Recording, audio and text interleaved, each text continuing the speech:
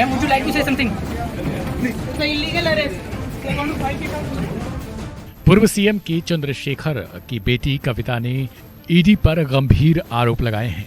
उन्होंने कहा कि यह एक अवैध गिरफ्तारी है, इसके खिलाफ लड़ूंगी। उन्होंने ये भी कहा कि ये फैब्रिकेटेड केस है जो मुझे फंसाने के लिए ही केवल गढ़ा गया है।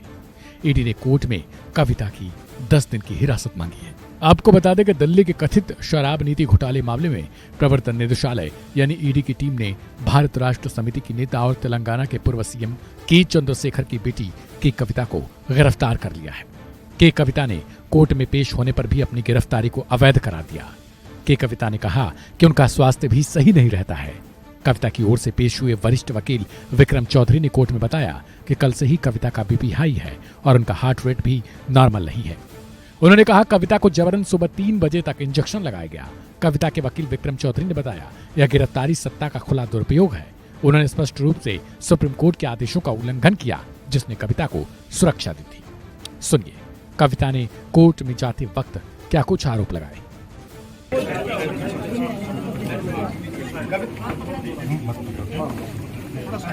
Ma'am, would you like to say something? Ma'am, would you like to comment on anything? इस बैग को लेकर क्या कहेंगे? किक बैग जो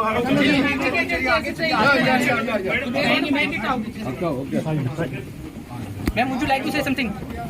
It's an illegal arrest. They want to fight it out.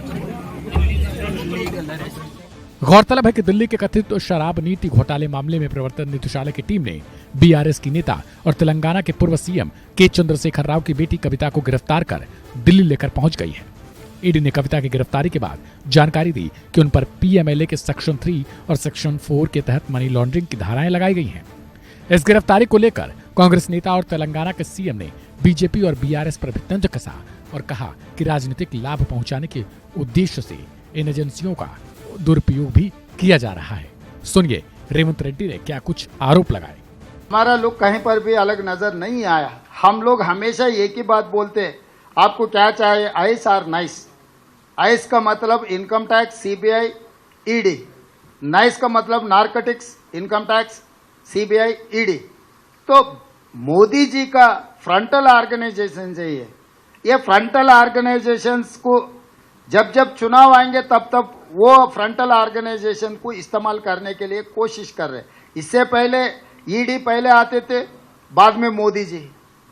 कल अचानक तेलंगाना में ईडी और मोदी दोनों मिलके एक साथ में आ गए। तो ये केस का मामला तेलंगाना से कोई लेना देना नहीं है, दिल्ली से ये केस जुड़ा हुआ है। केजरीवाल सरकार के खिलाफ केस बना है, वो सिलसिले में बहुत सारे लोग अरेस्ट हो गए। उसमें एक 4-5 लोगों को तेलंगाना से भी उठाए।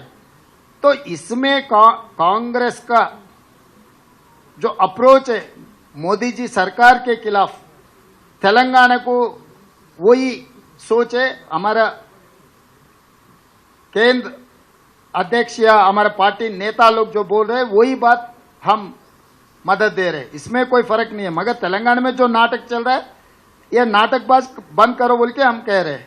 सी, I don't change my stand. Still I am supporting my party stand. Here in tunes of Modi only they are playing. Just one day before the notification they have arrested Kavita for political benefit for BRS and BJP. They are acting like their frontal organization. So still my statement is same. I don't change my stand. This arrest also part of the politics influenced by Narendra Modi ji.